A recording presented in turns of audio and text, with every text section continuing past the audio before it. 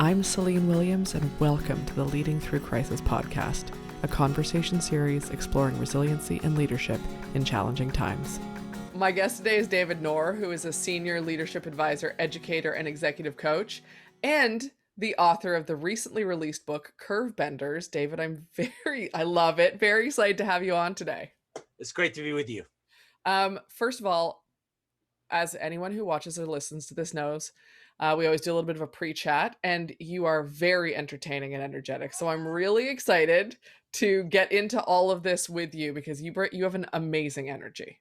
And I need more friends like you in my life. Are you available? Can we go on a road show? Can we Anytime. take this podcast on the road? Let's 100%.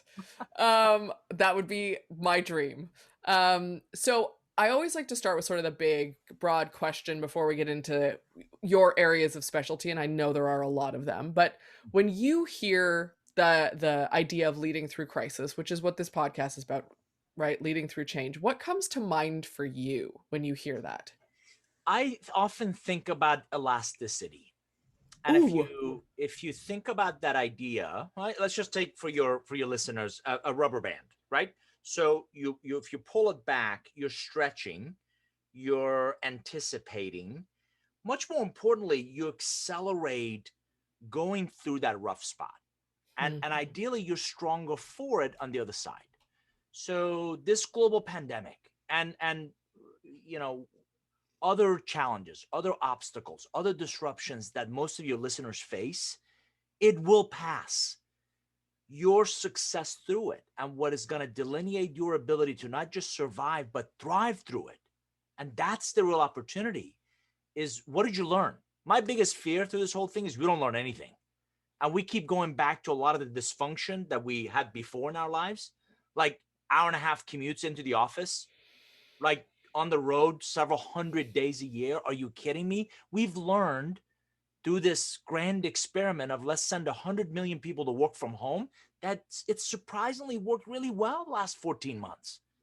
And we figured out how to be productive. We figured out as knowledge workers that I don't have to show up with physical proximity to get things done. So this idea of learning from a crisis and that elasticity to make us stronger on the other side has a lot to do with that growth mindset going into it. The ability to, none of us have a crystal ball. So how can we plan? Yeah. And much more importantly, what were your learning moments that you feel like you're better off because of, beyond the lives and the livelihoods, because of that crisis, you're stronger, you're wiser, you're more capable of facing the next one. So first of all, I really appreciate the shift into learning from a crisis, because I think that is often the opportunity of leading through it, is the learning that comes from it. And it also makes me think, one of the things that I keep hearing, and I'm sure you have as well, is that people can't wait to return to normal. We can't wait to return to what was so great about normal. And I actually, you're exactly right. And I push back. There's no going back. At the risk of never being invited back, right? There's no going back. We only go forward, right? We move forward. So, and I believe words matter. So stop talking about getting back to, and let's talk about moving forward. So to build on that, I actually believe a lot of leaders right now are thinking about getting back to work completely wrong. Because most of the conversation you and I hear is, should we come in the office 2 days a week or 3 days a week? Who cares? Instead, what if we reimagined? What if we rethink? What if we reinvent that job? Because we figured out that we could do it for most of us as knowledge workers. We could do it from anywhere. Now, it's difficult to manufacture, right? It's difficult to do some of these jobs where you need to be in physical proximity. But let's bring a whole bunch of people into an office to do what? Just stare at each other? And I'm happy to dissect any and every part of what we used to do, from interviewing to hiring to onboarding to, performance reviews to, promoting people to celebrating. A lot of it was the pre-pandemic kind of mindset. 14 months plus later, we better figure out how to adapt, how to embrace a new approach to And this is, by the way, a very good example, very quick example for your audience. Do you care about outcomes or output? Because output is what you do and how you do it. It's often a means to an end because the outcome is really what matters. So if you measure the outcome, if you compensate the outcome, if you focus on the outcome, do you really care when and where and how the output is done? Because I like my wife, and I'd really like to go have lunch with her and maybe take the dogs for a walk in the afternoon, but I'll come back to email after the kids go to bed, Yeah. right? And I'd love to, I'd be there if my kid is in fact going to school. I like to be there for them when they leave in the morning. Let's have breakfast together and be home when they come home and hug them and have a snack with them, but I'll get the work done. So I think rethinking, reimagining, reinventing work is a huge opportunity for us to create, and what I wrote in Curvebenders, this idea of work-life blending that I think will be a lot more valuable than the struggle of the work-life balance that we all try to accomplish or achieve. Well, I don't think work-life balance has ever been a real thing. I think it's been a hilarious illusion and a lot of really pretty language about finding something that's not real. And I do think that, especially for knowledge workers, work-life blending is really it's how you have to think about it. It's how you have to think about where you're putting your time and energy. And it's as much as the pandemic has been challenging, and I'm not saying it hasn't, it's also given us an actual opportunity and forced us into a position where everyone can rethink this, not just a few people who are at the forefront of rethinking work going, hey, we don't all have to, we should have options. People should be able to choose how they work and when. Hey, listen to us. Now everyone is in a position where they've seen it work a different way. You're exactly right. And I go back to your overarching theme of leading through a crisis. The best leaders I know are the holistic ones. They bring the best version of themselves to what they do, how they do it, and particularly going into a crisis and coming out of it stronger, as I alluded to, you need that holistic you. I don't know about you or your audience. I've certainly felt this way. While I'm on vacation, I'm thinking about all the damn emails that are piling up. Of course. And while I'm working, I'm like, I really rather would be on vacation, right? So there's just this constant pull and tug at us all the time versus, you know what? I ride, for your audience, I ride motorcycles. And my favorite is long distance. So in the States, we've got the Route 66, which is just historic. And it goes from Chicago, right, all the way to Santa Monica Pier. It is like so iconic. And you're not going to see it flying over it. You're not going to see it driving the main highway. So a couple of years ago, I decided to take my motorcycle, and it's about 4,000 miles. So I live in Atlanta, Chicago, Santa Monica Pier. It took me about a week. But you know what? I took my laptop with me. It was in the trunk of my bike. And when you put in the earplugs and you put in the headsets, nobody's calling. Nobody wants to have a Zoom meeting. And you can disengage. And yet, when I got to the hotel and showered and cleaned up and ate, and I got the laptop and I checked email and I responded to people. And so I'm reminded that a mentor, and I do believe we're all products of the advice we take. Mm-hmm. A mentor drove into me. You don't have a work life and a personal life. You have one life. So the sooner you can figure out how to integrate, how to blend those two, I think the more competent, capable leader, manager, human being you're going to become. Yeah. Um, I love that. I love that you're the product of the advice you take. I think that's a more important for people to realize than they think. Because I think a lot of us hear advice and just go, oh, it's like reading a book, right? I always joke like the number of books you read where you're like, oh, that's really interesting. Maybe I'll do something about that one day. And then nothing happens. So two other pieces of wisdom come to mind. I'm pretty sure I've checked the calendar, and someday is not one of the 7. Right? That's number one. Number two, Yeah. again, I another mentor drove into me.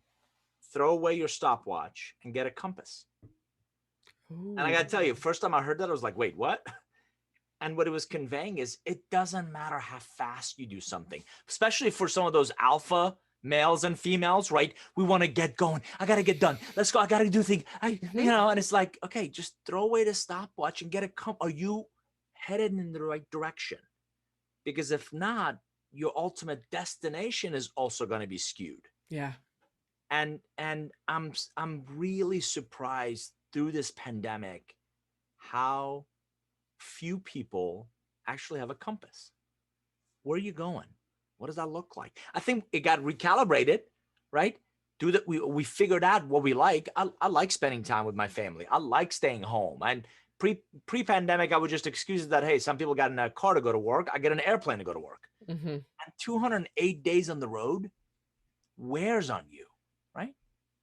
And you wake up in a city and you're like, where am I again? And what am I doing? And where am I Ubering it, or is the car picking me up? And am I going to them, or are they coming to me? And I just think this pandemic has helped us recalibrate things that are really important to us. And crisis or not, you're not going to be very effective at work trying to lead through a crisis if the home life isn't stable, and you're not going to have a whole lot of fun at home if work is a mess. Because we're whole, complete human beings who do not have a different personality. And we're not, oh, I am work Celine, and this is the only time that work Celine shows up. Like the fact that organizations, business, the way we work, whatever you want to call it, has glorified that for so long. It's like I always say that one of my biggest pet peeves is that idea there's no crying in baseball, which we basically took and applied to business. You can't have emotions in business because they're not logical and rational. We are humans who have emotions. So you don't want to work with people, is what you're saying. I'm going to go one step further. Please. A good friend, Peter Bregman, is the author of a book called Leading with Emotional Courage. And I love Peter's comment when he says, if you don't allow yourself to feel everything, soon you're not going to feel anything. Mm-hmm. So it's not about not feeling that emotion, if you don't have those, you better get your pulse checked. It's disconnecting your emotions from your decision making. Mm-hmm. It's disconnecting that I feel angry, I feel overwhelmed, I feel disappointed, I feel those things. You better feel. It's just don't send an email when you're angry or disappointed, or do not, for the love of God, do not tweet when you're disappointed or angry, or right. So what happens is, if you don't disconnect that emotion from the decision making or the problem solving or your communication or your interaction with others, you're no longer in your control. That emotion is. And that emotion, by the way, bottling it up is also not a good answer, because then you're going to blow up at somebody that has nothing to do with what you just, and hopefully it's not the spouse or the kids or anybody for that matter. So the emotions, believe it or not, are part of our species and part of our evolution. And you're not human if you don't feel. So you should feel anger and disappointment and joy and all those range of them. Yep. You just have to, and the executives at Coach, you can quickly ascertain, do most things get under the skin, and then do they knee-jerk reaction respond, or do they have that professional maturity to say, okay, hold on a second, I'm going to breathe. I'm going to take a second to just breathe. And yes, I feel angry. I feel disappointed. I feel let down. I feel like, why didn't I get that promotion? Or why didn't, I didn't get that opportunity? Or why am I not leading that? And all those things are natural. We just got to separate them. And so again, since you love my other comments, this is another one that I heard years ago that I've used. Don't become permanently stupid because you're temporarily upset. Yes. I feel like I'm gonna have so many quotables at the end of this. It's just gonna be I'm just a walking tweet. I'm just a walking Twitter kind of feed, sound bites. There you go. Yeah. But think about another one, right? It's another great one. Don't 100%. become permanently stupid, right? Quit the job, quit the project, fire somebody, whatever, because you're temporarily upset. Yep. That upset, that temporary feeling will pass. Absolutely. And the more you can separate the way you feel with how you speak, how you communicate, how you behave, how you show up, I think is one of those superpowers. I could not agree with you more.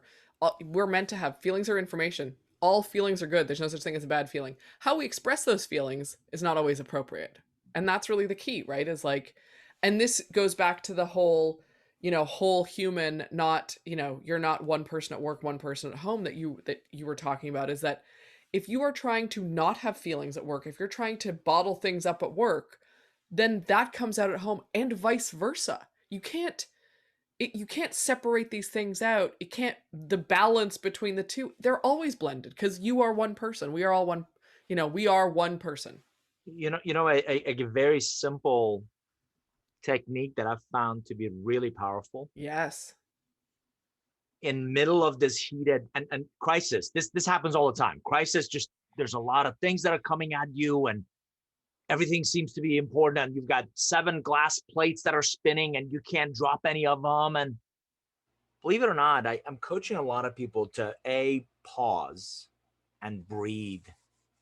Just 2, and this is, by the way, mathematically proven. If you get away from a problem and revisit it with a fresh lens, fresh perspective, you have dramatically a better chance of solving it. So I'm actually, and the pandemic accelerates some of this, especially those that live in the same town or area that I do.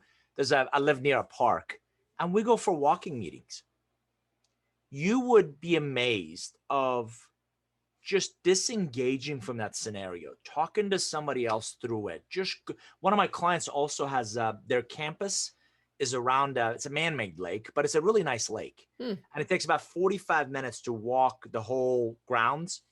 And several times I've done several projects for them. And several times when I go to the campus, like, okay, let's get out of this stiff office. Let's go for a walk. And we walk around the lake and we just talk. And it's just, I don't know if it's the oxygen, groceries in, garbage out. I don't know if it's just getting out and moving. I don't know what it is, but it physically changes your perception, your lens, clears your thinking.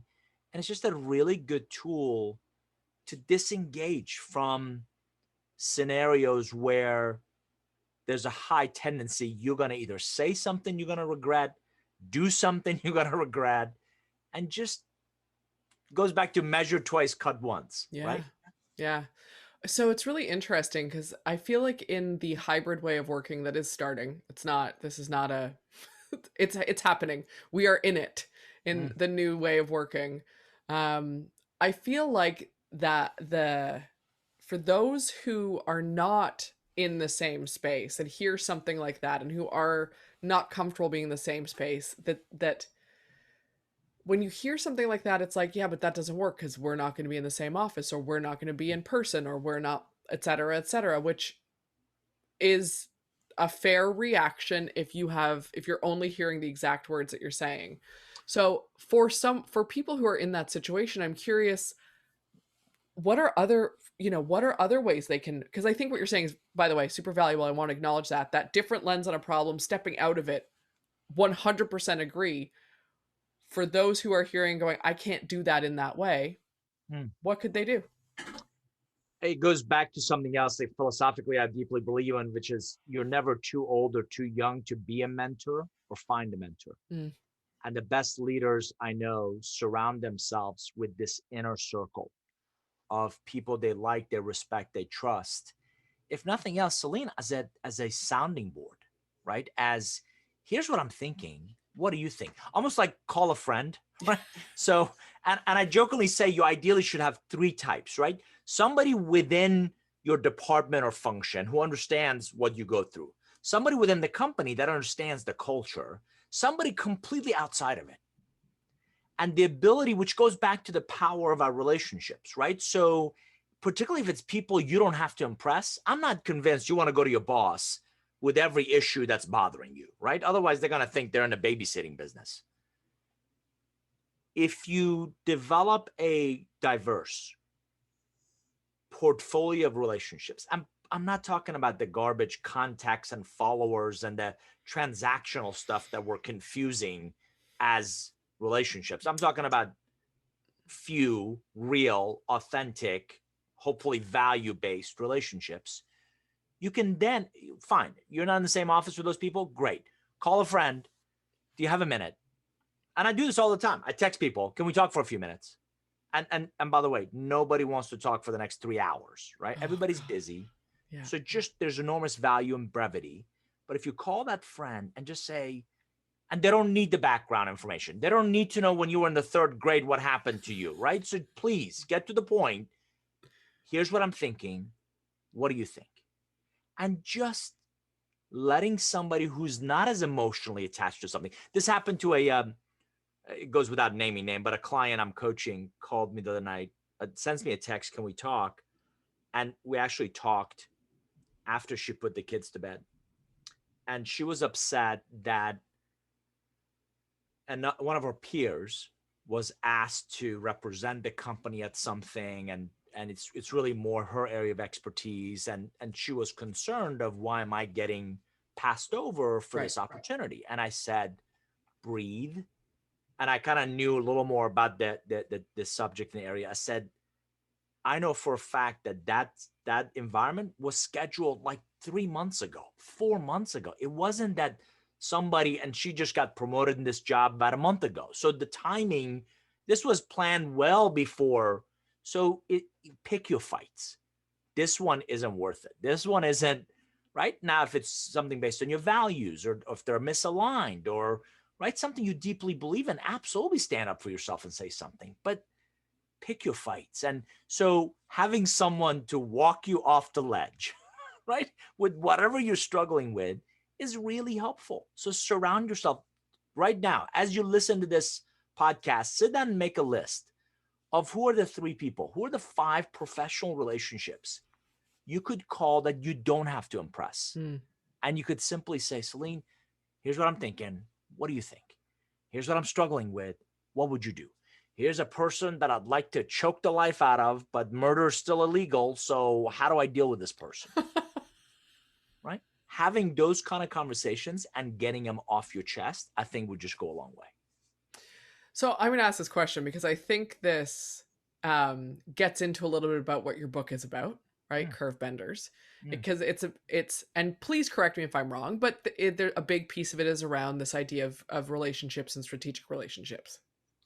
Unequivocally, yes. That's been my life's work the last 20 years. And I actually put the future of work lens on it, which I love.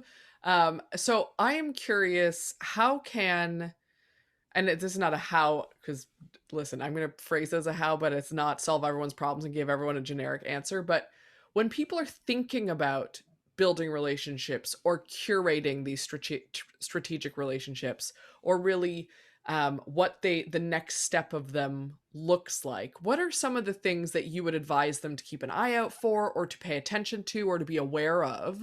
Yep. Because you've created this framework, this is your life's work. Sure. So I think it's important to, let me take a step back. My Please. first book, for your audience, my first book was called Relationship Economics. And in it, I think I build a compelling case that if you nurture that interaction in a logical way, I'm talking about business contacts, and you add value and you receive value. So think of a stair step: contacts, you invest in them, they become a relationship. If you nurture, sustain, care, feed that relationship over some period of time, a few of those actually become strategic relationships. My most recent book, number 10, was called Co-Create, where I said 2 or more relationships can come together, and just like a spouse or children, co-create something that you have a vested interest in its long-term success. That, by the way, neither one of you could do by yourself. So I call Curve Benders, so Relationship Economics, Co-Create, and Curve Benders, my Star Wars trilogy.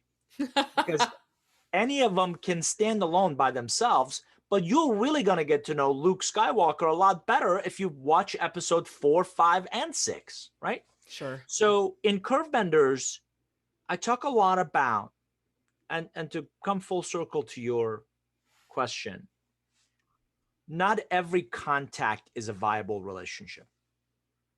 Not every relationship is a viable strategic relationship. Some relationships are transactional, right? I'm not sure I want a relationship with a guy that bags my groceries, right? Nice guy, but not really relevant to me, right? From a professional standpoint, again, and sociologists tell us an average individual can proactively manage about 100 to 150 relationships. So which ones? So number one, you have to be more intentional. Two, ideally, you're more strategic, right? I talk about why most networking doesn't work because there's no purpose, there's no goal, there's no plan. So have an outcome in mind. And this isn't about using people or manipulating people. Have a purpose, have a reason of why do I want to build relationships? Why is this person, why am I of interest to them? Why are they of interest or value to me? And it has to be reciprocal, right? When you do invest, when they feel that they're better off because you're in their life, because you work together on this project or this initiative, or you're in this team together, they actually look forward to getting your calls and emails and they respond back, right? So I'm pretty convinced the influencers, the YouTube influencers and Instagram have ruined it for all of us because they somehow equate quantity with quality. So if I have a bazillion, that's a very technical term, by the way, a bazillion followers, somehow I'm an influencer. I'm knowledgeable about something. What I really want your audience to hear is that almost everybody has a BS radar. And particularly in the post-pandemic world, I would submit fewer, but more real, more authentic, more genuine, more value-based relationships are going to be dramatically more valuable to you. So during this pandemic, whose cell phone numbers did you have versus just their office number because nobody was going into the office? Who returned your calls and emails in 24 hours? Who did you prioritize? Who did you neglect? If you think about those set of questions, I think it will help you realize most of us have a prioritized list of relationships we believe to be most valuable to us. So how are you nurturing and caring for those? I have two things I want to say. The first is a comment, which is I very much appreciate what you said about the YouTubers and the influencers and their followers, because it's a constant pet peeve of mine that people get hung up on the number of followers they have, or I have this many connections on wherever, so therefore that means something, or I'm more likely to have a successful business or be a successful executive or whatever. And it's like, that's a vanity metric, and I use that term on purpose, but it's a vanity metric. It's so you can say to someone, hey, I have this many followers, so you should care about my thoughts because they care. It's a big pet peeve. So thank you for bringing that up, because it has affected how people see relationships, I think, more than the average person is thinking about. So I think that's really important. The second thing, and it's really a question, is if someone is interested, so if you're thinking on your past year and who you reached out to and who's been texting or whatever, who you've been in relationship with, in conversation with, and you think, there's one person that I really haven't been in contact a lot with, but who I care about them and they're valuable to me, and I can see value in our relationship growing even though it's not there yet. Yep.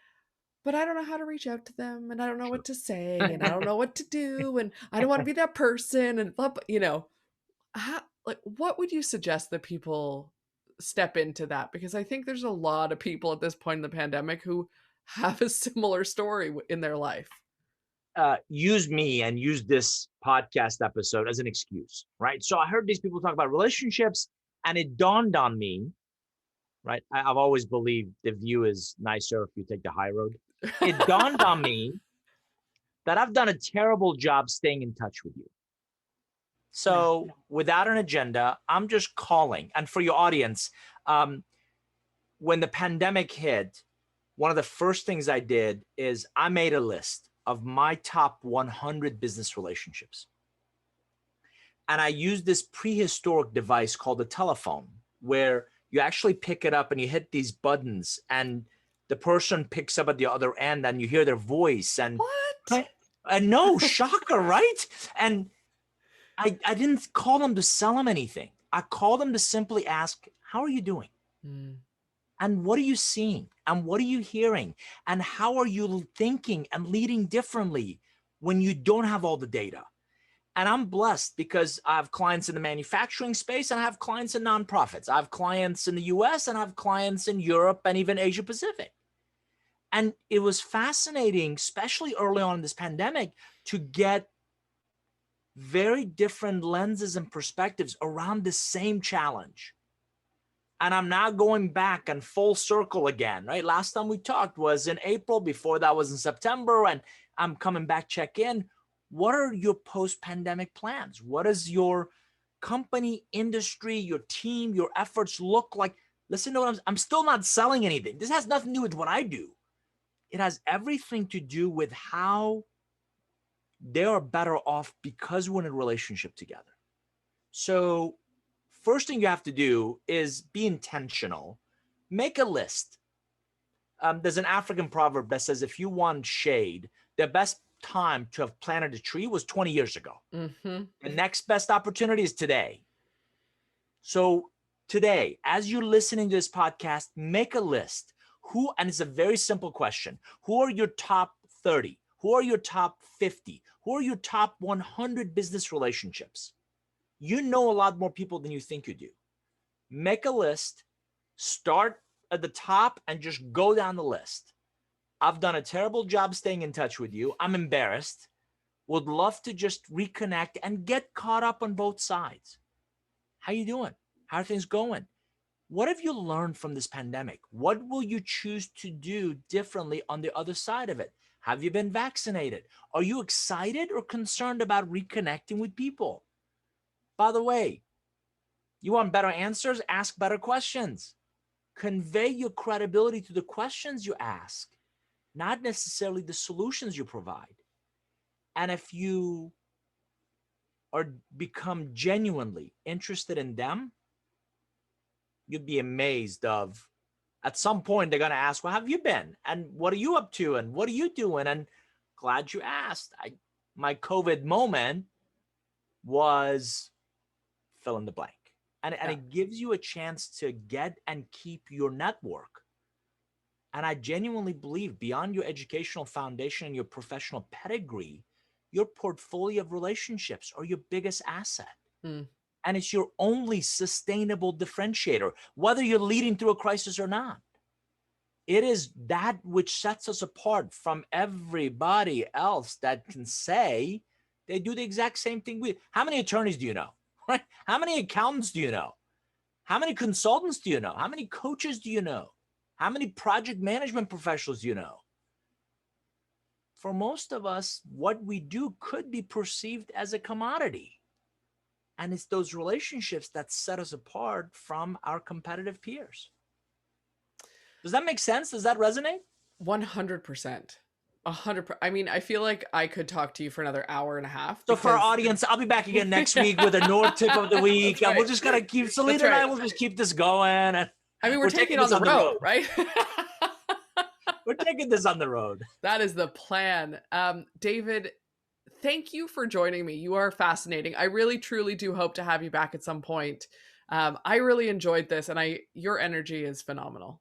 Very kind of you. Thank you for having me. I'm always elated to talk about ideas that I hope will, help others, help your listeners. I've captured some of these in the Curvebenders book, and I would encourage your audience, if they've gotten value from this, pick up a copy. And I'd love, my contact info is in there. I'd love to hear from you and hear your thoughts on it. Absolutely. And listen, we will have links to Curvebenders in the show notes for anyone who's listening or watching this.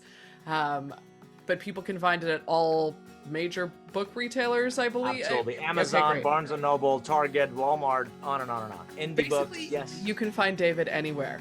Just Google the name. David, thank you. I appreciate you so much, and I look forward to doing this again sometime. My pleasure. Thanks for having me. Thanks for joining me today on the Leading Through Crisis podcast. If you enjoyed this conversation, please take a minute to rate and review us on your podcast app. If you're interested in learning more about any of our guests, you can find us online at www.leadingthroughcrisis.ca.